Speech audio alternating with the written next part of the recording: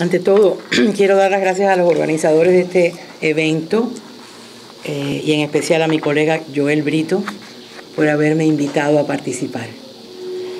Y quiero repasar algunas estadísticas. Este trabajo se iba a presentar en el tercer panel. Tiene un poquito más que ver con el tercer panel que con este, pero se ha hablado de cuentapropismo y se ha hablado de otras cosas que tienen que ver con mi trabajo también, o sea que... ¿Qué pasó? Ah, ya. Para la otra grabación. Ah, ya. ¿Dónde está la de seguridad del Estado?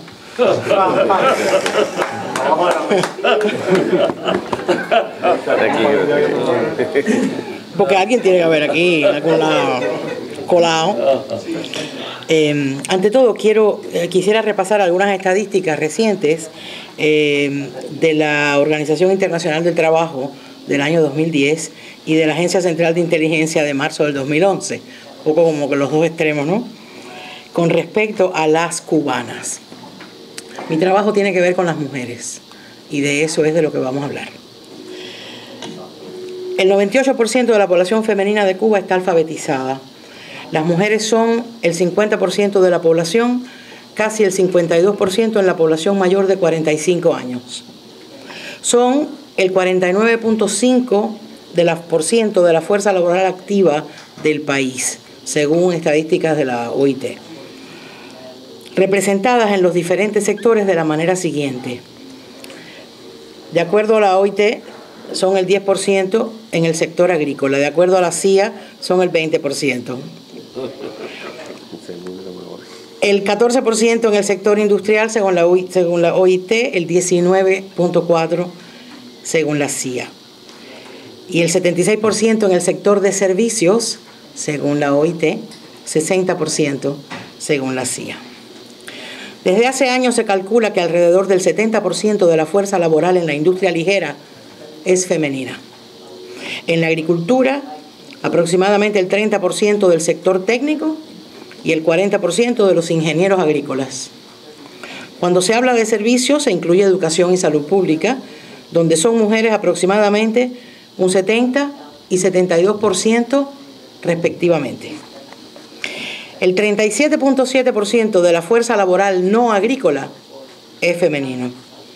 Las estadísticas de la OIT arrojan que de la fuerza laboral de entre edades de 15 y 64 años, el 50.83% es femenino. La fuerza laboral total de Cuba está tabulada en 5.164.000 trabajadores. Según el anuario del 2005 de la Oficina Nacional de Estadísticas, son 3.172.000 las cubanas en edad laboral, de las que solo el 55% estaban empleadas activamente, o sea, 1.762.900 mujeres.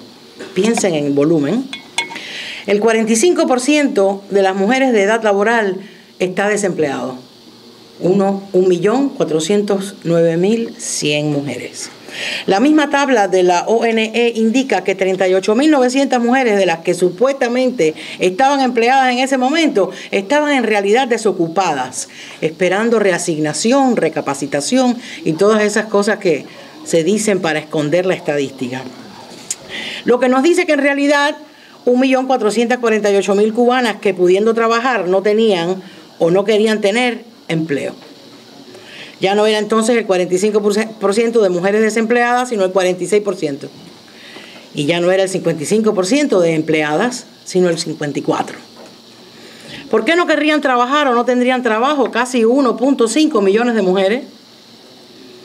Ya en 2005 una respuesta claramente era que el Estado no contaba con presupuesto para mantenerlas empleadas.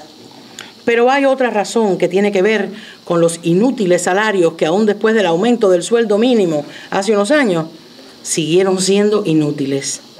435 pesos cubanos para una maestra con título universitario y 20 años de experiencia, $18 mensuales.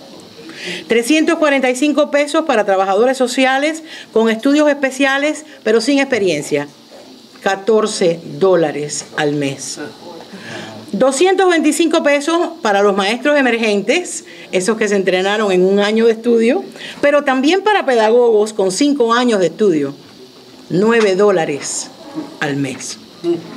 Estos son campos laborales donde las mujeres son mayoría. En la Red Feminista Cubana, nosotras llevamos 7 años fomentando el empoderamiento femenino en Cuba, a través de modestos proyectos de cuentapropismo entre las mujeres. Se ha dicho en diversos foros durante los últimos 6 meses que la iniciativa privada a través del empleo por cuenta propia no resolverá los problemas económicos de Cuba. Podemos estar de acuerdo con esa opinión, eso se dijo hoy por la mañana. Podemos estar de acuerdo con esa opinión si pensamos exclusivamente en los problemas y las soluciones de la macroeconomía. Pero la recuperación de la economía cubana pasa tanto por la industria pesada como también por el techo que se le está cayendo encima a Juana la Cubana. Nuestro trabajo en la actualidad se concentra en reforzar esos techos, llenar refrigeradores, calzar niñas, resolver parte de la desnutrición, eliminar parásitos vaginales y detener el aumento de la prostitución, especialmente la prostitución de adolescentes. Y sobre todo, un trabajo de reeducar y brindar alguna experiencia alternativa a las cubanas en lo que serán las nuevas reglas del juego económico cuando el socialismo quede enterrado por completo dentro de poco. Otros que se dediquen a la industria del níquel y al futuro de la explotación petrolera. Y qué suerte tiene Cuba que habrá gente que se está preocupando de eso ya.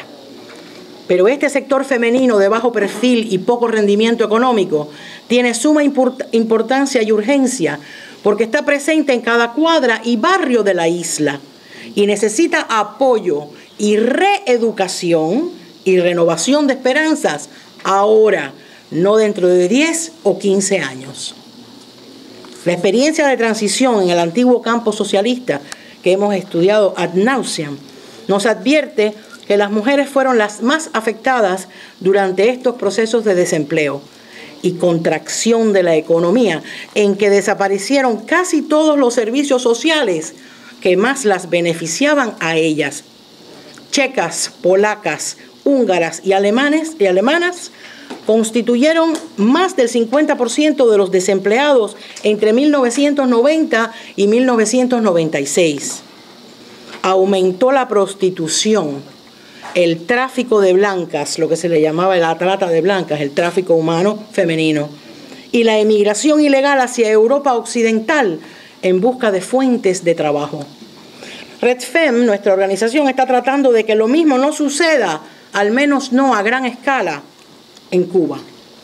La prostitución, sobre todo, es una gran amenaza, ya que su aumento está ligado al incremento del turismo y, a su vez, tiene repercusiones alarmantes en materia de enfermedades de contagio sexual, como el SIDA. Cuba ya es un destino de turismo sexual desde hace más de 20 años. ¿Y cómo lo sé? Pues porque hace 20 años, en 1991, año en que te conocí a ti, Ernesto, que saliste de la cárcel, hablé de este tema por primera vez en un foro de derechos humanos en Madrid. Y dicen que 20 años no son nada. Cuando Raúl Castro asumió la presidencia hace 4 años, hubo esperanzas de cambios y se esperaba un nuevo día para el cuentapropismo. Raúl había probado ser un hombre de ciertas luces para la rectificación empresarial. Uno de los primeros cambios en 2006 se dio en Camagüey, ya nosotros estábamos trabajando allí con un grupo de mujeres, donde se restauró la emisión de licencias para arreglar bicicletas por cuenta propia. Luego vino la repartición de tierras. En un grupo de camagüeyanas jóvenes encuestadas que esperaban más de 2 años por la emisión de licencias de peluquería y repostería, ninguna dijo sentirse capacitada o dispuesta a ponerse a arreglar frenos y catalinas. Aquellas reformas no respondían a las habilidades de las cubanas de a pie. Hoy, 3 años más tarde y a 2 semanas del 6º Congreso del Partido, 5 millones de trabajadores esperan el inicio de los despidos del primer millón de trabajadores, del primer medio millón de trabajadores anunciado a fines del 2010. Y aunque el gobierno cubano comienza a liberar de nuevo el acceso al cuentapropismo, no ha creado la infraestructura necesaria para su éxito y por tanto no dará abasto. No hay insumos, centros de compra al por mayor, no hay herramientas, capacitación a nivel del pueblo, ni mucho menos bancos de micropréstamos que le provean al aspirante el capital necesario. Arréglense como puedan y a tocar de oído. 9 de cada 10 nuevos cuentapropistas, hombres y mujeres, se quejan, entrevistados recientemente, se quejan precisamente de esto. Según reza en varios videos en YouTube y hasta en un artículo publicado hace unos días en Juventud Rebelde, que tengo conmigo. Las estadísticas laborales, aunque no sean exactas, nos ayudan a formular indirectamente un perfil sobre el cuentapropismo en la isla y también nos permiten discernir ciertos datos sobre el desempleo. Hay pocas estadísticas de género por gremio o por industria respecto a ambas realidades laborales en Cuba. No se sabe cuántas mujeres han ido al desempleo, no se sabe cuántas mujeres u hombres por consecuencia han solicitado licencias. Pero sí sabemos, por ejemplo, que hay sectores laborales en que la mayoría de los trabajadores es femenina. La industria ligera, la alimentación, la educación y la salud pública. Eso nos permite decir y calcular que cuando en una fábrica de galletas se despide a 50 empleados, sin lugar a dudas, más de la mitad son mujeres. Cuando se pretendió desocupar pendiente a reubicación o recapacitación laboral, esos eufemismos que usa el régimen, a los empleados de trenes en Santiago de Cuba hace unos años, resultó que casi todos eran mujeres. Eso no será diferente ahora con el inminente despido de 500.000 de obreros. Puede calcularse que entre un 40 y 50% de los cesanteados serán mujeres. Visualícese aproximadamente 250.000 de madres de familia, que se traduce a miles de menores de edad y ancianos que también quedarán sin ingresos. Estas nuevas políticas económicas no van acompañadas de un plan inteligente de fomento, además de que no se recibe entrenamiento alguno sobre cómo administrarse en su empleo por cuenta propia y cómo cumplir con las normas, que son muchísimas, y las reglas establecidas por el Estado. Los cuentapropistas, tanto hombres como mujeres, aún no son vistos como ciudadanos de primera clase. Arrastran la maldición del Castro I, que les llamó parásitos tramposos en 2006.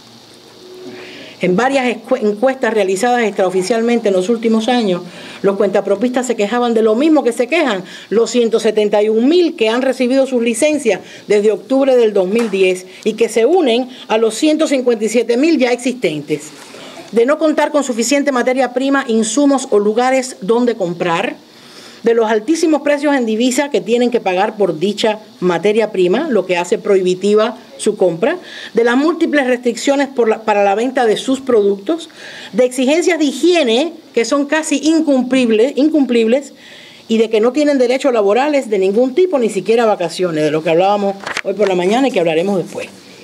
El gobierno aún no se ha dado cuenta de que para que la iniciativa privada prospere, hay que auparla, fortalecerla, suministrarle lo que necesita, hacerle el trabajo más fácil. Lo increíble y encomiable del cubano es que a pesar de las dificultades, la gente tiene esperanzas y buenos ánimos. El cuentapropismo necesita de inversión. El gobierno cubano debe contemplar con buenos ojos que los cubanos y sus familiares en el extranjero puedan invertir en el campo empresarial. El otro día, en un programa de Oscar Aza, hubo un sujeto que habló de que en la actualidad, esa estadística es cuestionable, pero de que su experiencia aconsejando gente, hay unas 75.000 familias en el exilio, o sea, fuera de Cuba, que están ya invirtiendo con sus familiares en Cuba, o sea, ayudando a los familiares. Pero se sabe que esa estadística responde a la compra de vivienda y a la compra de tierra. O sea, no es Juanita la peluquera ni Cheo el zapatero. Entonces, me queda nada.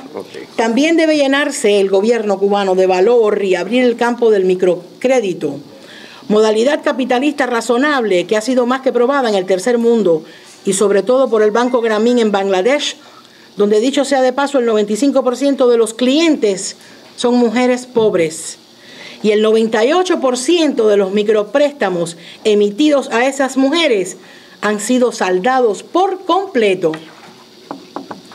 En la experiencia del Banco Grameen nos basamos nosotras para fundar la Red Feminista Cubana en 2004. Estábamos en lo cierto y nuestra experiencia lo corrobora a diario. Con mucho trabajo nosotros hemos habilitado unas 162 mujeres en el cuentapropismo de los últimos 5 años, 5 o 6 años. Es muy poquito, pero uno va cambiando el mundo de persona en persona. Entonces, lejos de pedir que se suspendan las remesas y que no se permitan los viajes, debíamos de entender estas oportunidades como ventanas que se abren en beneficio de un cambio de actitud en la mente de los cubanos. En nuestro caso, de las cubanas. Estas reglas de libre mercado no se aprenden de la noche a la mañana. No hay mejor manera de erradicar la dependencia y la fe que el cubano pueda tenerle aún al fallido socialismo, que dándole herramientas con que gestar su propia autodeterminación y su independencia económica. No hay mejor escuela, como decía mi padre, que en paz descanse, que la universidad de la calle. No hay mejor escuela que la de la práctica. ¿Por qué ha esperado o tardado tanto el gobierno cubano en propiciar este tipo de apertura? Porque la élite sabe que por ahí se le esfuma el control de la población. Los caudillos podrán ser los dueños y amos de una isla cerrada, pero no pueden serlo de una sociedad abierta.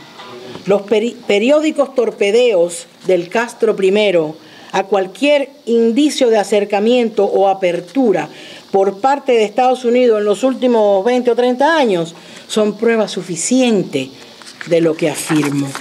Hoy en este foro me limito a hablar del cuentapropismo porque hasta ahora es la única reforma medianamente viable que está puesta en marcha. Estoy segura, y eso se ha hablado y se va a seguir hablando hoy, de que después del 6º Congreso tendremos docenas de temas más que abordar, incluso quizás con diferentes perspectivas y otros enfoques. Nosotros seguiremos con el enfoque de las cubanas. Muchas gracias.